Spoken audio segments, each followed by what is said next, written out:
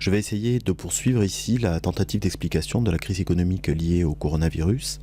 La dernière fois, dans la dernière vidéo, nous nous étions arrêtés sur le moment actuel qui est marqué par, du fait du confinement, une baisse très importante de la production des pays qui sont actuellement touchés par le coronavirus, et en particulier la France. Nous avions vu que cette baisse de la production générait notamment du chômage partiel et donc une augmentation très forte du chômage. C'est un des effets les plus directs qu'on peut observer aujourd'hui, mais à partir de maintenant, nous allons essayer de voir quels seront les effets qu'on peut attendre dans les années à venir, dans les mois à venir, plus directement, peut-être même dans les semaines à venir. Il est difficile évidemment de faire ce type d'exercice. Le futur est évidemment inconnu. On est dans une période d'incertitude assez rare. Donc l'objectif va être davantage d'identifier ici peut-être des mécanismes qu'on peut attendre, mais des points de risque, des endroits qu'il faudra surveiller. Je vais repartir de la baisse de la production et des conséquences qu'elle va avoir dans les années à venir. Évidemment, c'est un petit peu le noyau en fait de cette crise. Cette crise passe essentiellement au début par cet arrêt de la production et les mécanismes qu'on va voir par la suite, qu'on va voir dans les mois à venir, seront liés à cette baisse de la production. On va essayer de voir quel mécanisme de transmission, en fait, comment cette crise va se transmettre du secteur de la production vers des secteurs comme le secteur financier ou le domaine, on le verra aussi, des finances publiques, voire des questions monétaires et de la construction européenne. Alors le scénario qui était le plus avancé, disons, au début de la crise, au début du confinement en matière économique, c'était celui qu'on appelait le scénario de la courbe en V. Alors la courbe en V, comme le suggère l'image, c'est l'idée que la production baisse très fortement sur une courte période, mais qu'une fois terminée, cette courbe repart tout aussi rapidement à la hausse, et donc ceci signifie en fait qu'on a un retour à la normale assez rapidement. Le scénario de la courbe en V, c'est celui-là, c'est l'idée que l'économie va être congelée, disons, pendant quelques mois, le temps du confinement, et que dès que le déconfinement sera lancé, eh bien, les économies pourront repartir, les entreprises pourront se remettre à produire et on retrouvera le niveau d'activité d'avant la crise. Alors, ce scénario de la courbe en V, qui a été un moment effectivement le plus imaginé, est aujourd'hui, on peut dire, largement improbable, pour plusieurs raisons que je vais essayer d'expliquer ici. Pour commencer, on va voir apparaître des dégâts irréparables dans le domaine des entreprises liés à une augmentation forte des faillites. La Coface, qui est une société qui fait de l'assurance de crédit et qui donc est plutôt bien renseignée sur la question, estime que les défaillances d'entreprises, les faillites d'entreprises vont augmenter en France de 25% dans les mois à venir. Alors pourquoi elles vont augmenter? Parce que ces entreprises vont être rapidement, si ce n'est pas déjà le cas, confrontées à un manque de trésorerie. Ça veut dire quoi? Ça veut dire que les entreprises, prenons par exemple un restaurant, qui est un des cas peut-être les plus emblématiques parce que les restaurants sont fermés depuis le début du confinement. Un restaurant, depuis donc le début du confinement, n'a plus d'entrée d'argent, n'a plus de recettes, mais par contre il a toujours des coûts. Alors des coûts qui vont être liés eh bien, à son loyer, à ses charges de crédit, à différents paiements peut-être de fournisseurs qu'il a en retard, des charges évidemment salariales, des impôts, etc. Alors une partie de ces coûts est pris en charge directement ou indirectement par l'État, mais pas tous. Et le reste de ces coûts devra être pris en charge par les trésoreries des entreprises, c'est-à-dire l'argent qui leur reste sur les comptes. Et si elles n'ont pas suffisamment d'argent, eh bien elles seront obligées de déposer le bilan. Donc évidemment, plus le confinement dure et plus le nombre d'entreprises amenées à faire faillite va augmenter. Et une fois que ces entreprises ont fermé, eh bien, de façon évidente, leur production ne repartira pas au moment où le déconfinement aura lieu. Donc c'est un premier contre-argument à l'idée de la courbe en V. Les entreprises qui ont arrêté ne repartiront pas et cette production sera perdue pendant un moment important, jusqu'à ce que soient recréées de nouvelles entreprises qui viennent produire le même type d'activité, etc.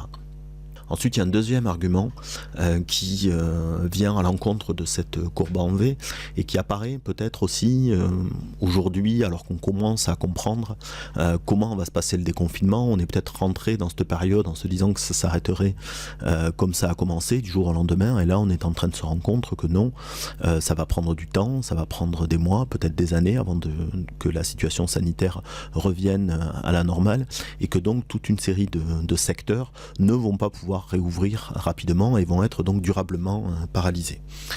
Donc il n'y aura pas un redémarrage, un temps T qui permettrait de rattraper toute la production. Alors ces secteurs, j'ai parlé de la restauration, ça en fait partie, tous les domaines d'activité en fait qui réunissent du monde, donc évidemment les cafés, la restauration, mais aussi tout le secteur du tourisme de façon plus générale. Le secteur des spectacles, le secteur de l'événementiel, les cinémas, et puis un secteur dont je vais reparler, mais qui est le secteur de l'aéronautique ou du transport aérien, qui ne devrait pas retrouver son niveau d'avant-crise avant un moment. On peut même estimer, on en parlera après, que c'est pas nécessairement souhaitable. Donc il y a toute une série de productions comme ça qui ne vont pas redémarrer du jour au lendemain, parce que tout simplement le confinement ne va pas s'arrêter du jour au lendemain. Donc on part sur une crise qui va se prolonger, et donc des situations de chômage qui vont augmenter. Les entreprises en faillite évidemment généreront davantage de chômeurs. Les activités qui vont être paralysées pendant longtemps vont également générer une augmentation des inscrits à Pôle emploi, et donc on va avoir dans les mois à venir une dégradation forte de la situation sociale qui, comme on l'a vu la dernière fois, est déjà inquiétante. Il y a une partie des salariés qui sont pris en charge par des dispositifs d'État aujourd'hui, comme les dispositifs de chômage partiel par exemple. Il y en a beaucoup pour lesquels c'est beaucoup plus des salariés et des non-salariés, pour lesquels c'est beaucoup plus compliqué et beaucoup moins clair. Je pense évidemment aux intérimaires, on peut penser aux intermittents du spectacle, on peut penser aussi aux gens qui font des petits boulots, y compris des petits boulots au noir d'ailleurs. Tous ces travailleurs qui sont déjà précaires seront certainement touchés de façon très forte par la crise économique. Donc voilà pour quelles raisons en fait on peut estimer que cette crise va probablement durer, c'est-à-dire crise au sens économique, au sens premier du terme, c'est-à-dire une baisse et puis un ralentissement de la production va durer. On ne va pas retrouver l'activité qu'on avait juste avant cette crise du coronavirus.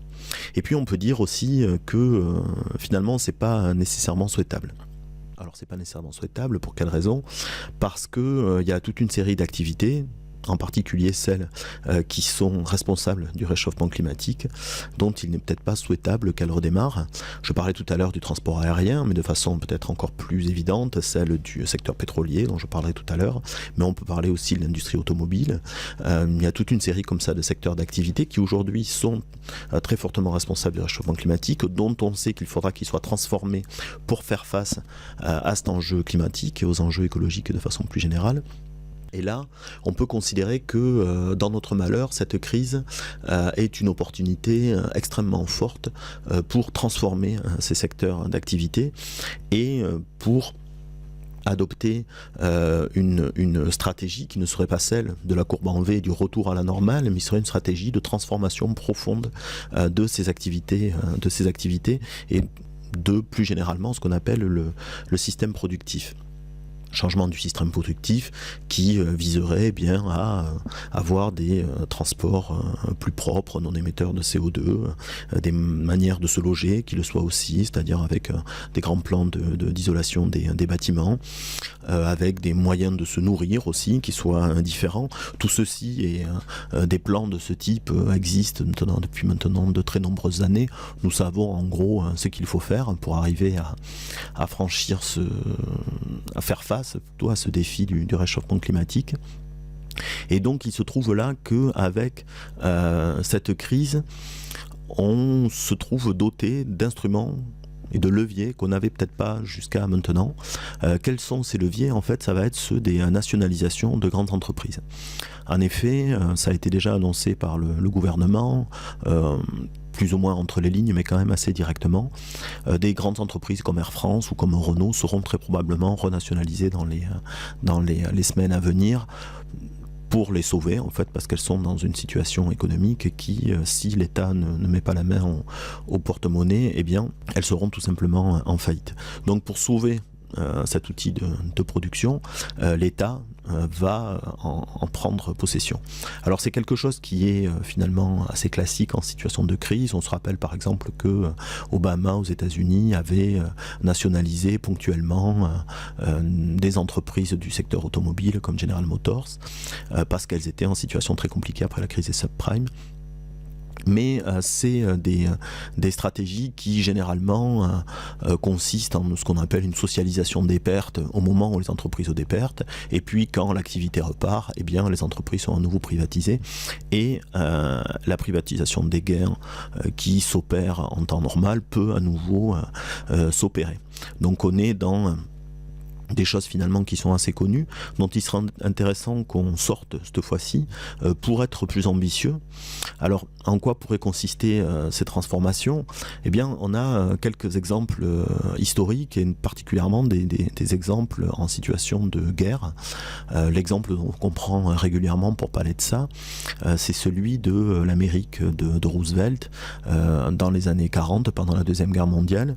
Juste après l'attaque de Pearl Harbor, le président américain, Roosevelt, donc, voyant que sa marine vient d'être détruite par les Japonais, voyant qu'il va devoir faire la guerre sur le front européen et puis sur le front pacifique, à l'Allemagne donc, et au Japon, lance un grand plan de construction de matériel militaire et pour réaliser ce plan de construction de matériel, il réquisitionne, disons, le mot est un peu fort, mais puis il n'est pas tellement juste parce que c'est pas le cas, mais c'est plus une menace de réquisition des grandes entreprises nationales et particulièrement des grandes entreprises de l'automobile, à qui il dit donc les trois grandes entreprises américaines que sont Ford, General Motors ou Chrysler, à qui il dit bon ben voilà, je vous donne un an pour maintenant sortir des chars, du matériel militaire de vos usines, sans quoi dans un an je nationaliserai vos entreprises et nous fabriquerons nous-mêmes ce matériel militaire. Bon, eh bien, un an après, tout l'appareil de production américain était au service de cet objectif-là, ce qui a permis aux États-Unis de pouvoir se battre donc sur toute la planète pendant la Deuxième Guerre mondiale. Donc on a un exemple beaucoup plus récent de ça, qui montre le caractère très spécial aussi de la période qu'on vit. Aux États-Unis et en Angleterre également, durant la crise là, du coronavirus, c'est-à-dire il y a quelques semaines, alors je ne sais pas si ça a été traduit réellement des faits, mais Donald Trump et Boris Johnson ont demandé à nouveau à leurs entreprises automobiles de fabriquer des respirateurs pour répondre à la crise sanitaire. Donc on voit que dans les situations exceptionnelles, l'État peut être un acteur très fort de transformation, et cet exemple en fait d'économie de guerre, qu'on appelle aussi des fois d'économie mobilisée, est un exemple qui est très régulièrement utilisé depuis quelques années en tout cas, pour montrer l'effort qu'il faudrait faire et comment pourrait être fait l'effort de la transformation écologique. Alors on se trouve aujourd'hui dans une situation où des moyens qui paraissaient complètement impensables sont mis en œuvre par l'État. Il est absolument impensable, il y a encore un mois et demi, que l'État, le gouvernement français décide d'arrêter toute une partie de la production nationale pendant 2 mois et demande à tout le monde de rester confiné chez lui pendant 2 mois. C'était quelque chose d'absolument inimaginable.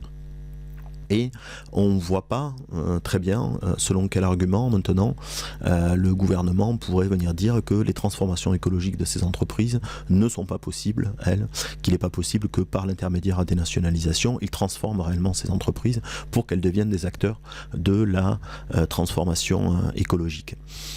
Tout en sachant bien évidemment que le réchauffement climatique est un défi encore bien plus important que celui que pose le coronavirus, défi à long terme, défi sur des décennies, qui fera et a déjà fait bien plus de morts que ce virus, qui sera beaucoup plus coûteux, infiniment plus coûteux que également les conséquences économiques de ce virus.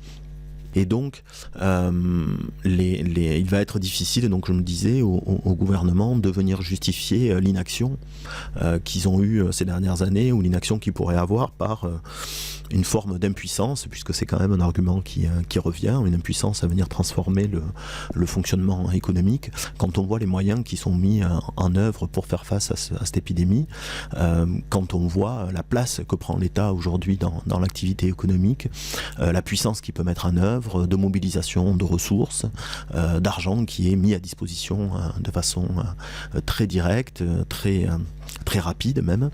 Donc toute cette force d'intervention économique et politique peut être mise évidemment au service de la transformation écologique, et donc va se poser très rapidement, et c'est un enjeu très fort qu'il va falloir regarder très rapidement, c'est-à-dire on va voir comment l'État va gérer ses nationalisations.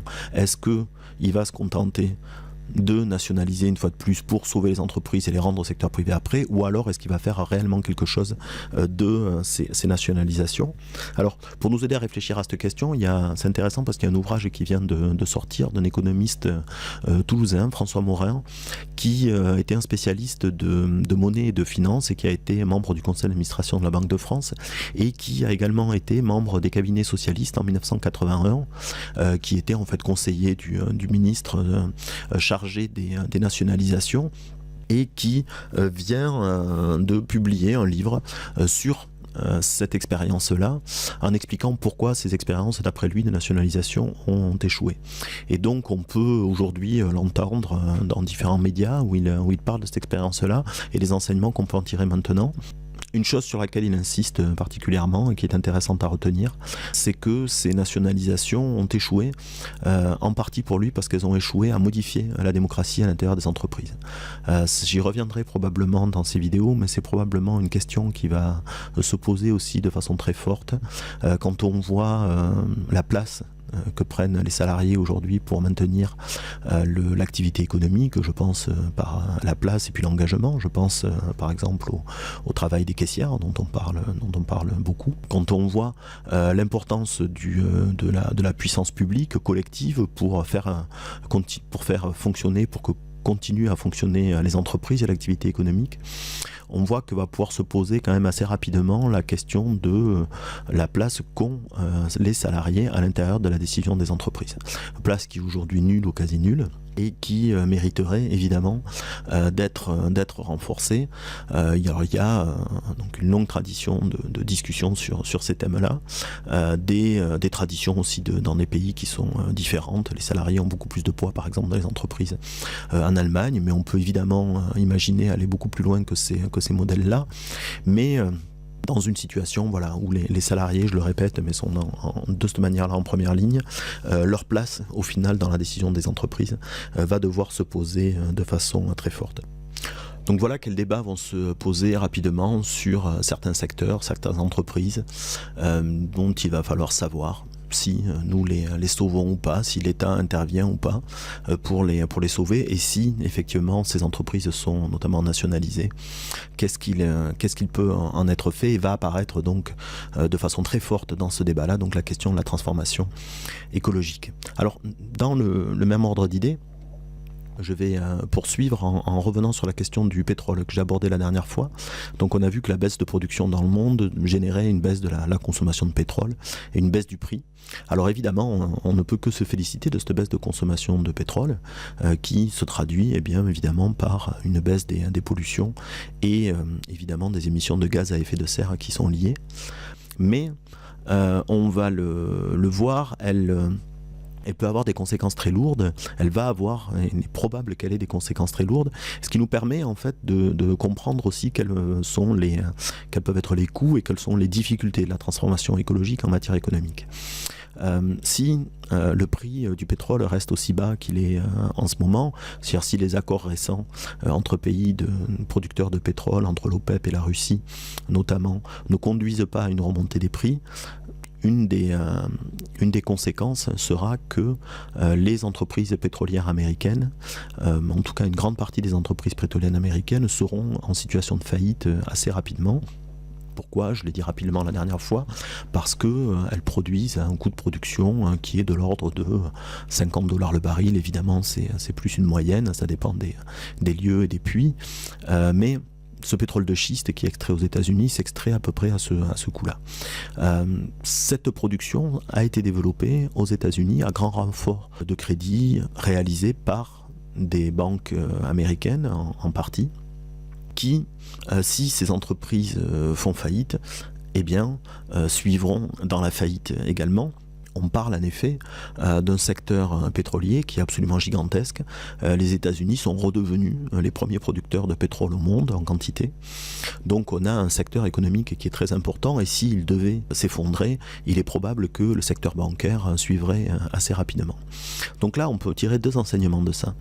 Le premier, c'est que, on le voit, toute démarche de transition écologique qui aboutira à détruire de l'économie du passé, comme cette économie pétrolière, se traduira par de grosses difficultés, notamment au point de vue financier et bancaire. Qu'on soit bien d'accord, hein, je dis pas qu'il pour autant il faut pas le faire, mais il faut avoir ça en tête. C'est-à-dire que ces économies du passé, comme c'était ces économies d'extraction pétrolière, eh bien elles ont fait l'objet de beaucoup d'investissements, etc. Et il y a un risque très fort ici, à cet endroit-là, de pertes très fortes qui peuvent générer des conséquences en cascade. On sera dans une situation là de paris perdus, en fait, et il faudra bien voir comment les pertes liées à ces paris perdus sont prises en charge. Pourquoi je dis pari perdu? Parce que l'opération de crédit et l'endettement finalement est toujours un pari. C'est toujours un pari sur le futur. Quand on s'endette pour acheter une maison, par exemple, eh bien on fait le pari que les revenus, les salaires qu'on touchera dans le futur permettront de rembourser ce prêt. De la même manière, quand on est une entreprise, prenons l'exemple d'un restaurant par exemple, et que on emprunte pour agrandir son restaurant, eh bien on fait l'hypothèse que l'agrandissement de ce restaurant générera, on fait le pari que cet agrandissement générera les revenus qui permettront de rembourser ce crédit. De la même manière, quand un investisseur pétrolier s'endette pour creuser de nouveaux puits, eh bien il fait l'hypothèse que dans le futur, ce nouveau puits lui permettra de générer des revenus qui lui permettront de rembourser ses crédits. On voit là que dans ce secteur du pétrolier, beaucoup évidemment de paris ont été faits, beaucoup de paris ont été réalisés ces dernières années, donc beaucoup d'argent est en jeu, et si quand cette production s'arrêtera, puisqu'il faut souhaiter qu'elle s'arrête, eh bien il y aura beaucoup de perdants. Voilà. Et donc il faudra bien voir qui c'est qui prend les pertes à ce moment-là. Le deuxième enseignement, c'est celui du rôle du secteur bancaire, qui apparaît là de façon très précise. Ce rôle du secteur bancaire, eh bien, c'est justement, le secteur bancaire, c'est celui qui fait les paris, en fait, qui vient valider les paris. C'est-à-dire vous pouvez vous faire un pari, mais il faut qu'il soit validé par la banque qui va vous prêter de l'argent. Et donc le rôle, on le voit là, de la banque, finalement, c'est de projeter l'économie dans le futur. C'est-à-dire qu'elle a un rôle, le secteur bancaire et le secteur financier de façon générale, a un rôle d'intérêt général qui est extrêmement important, qui est que par l'intermédiaire des choix qu'elle fait dans l'acceptation des crédits qu'elle accorde, eh bien, elle construit l'avenir. Elle construit un avenir particulier. Les banques ne construisent pas le même avenir si elles accordent des crédits à des projets d'extraction pétrolière ou à des projets de centrales photovoltaïques, par exemple. Dans un côté, eh bien, vous avez un futur qui sera un futur de réchauffement climatique, un futur carboné, et de l'autre, un futur d'énergie renouvelable. Et donc, les banques sont un acteur absolument clé de la transformation écologique, ce qui vient poser aussi la question derrière de leur gouvernance, c'est-à-dire de la décision à l'intérieur des banques, de la décision sur ces paris. Est-ce qu'on peut se poser la question, et je la reposerai, de savoir si elle est bien raisonnable que ce soit des intérêts privés qui aujourd'hui décident en fait de notre avenir par l'intermédiaire des choix sur l'attribution des crédits.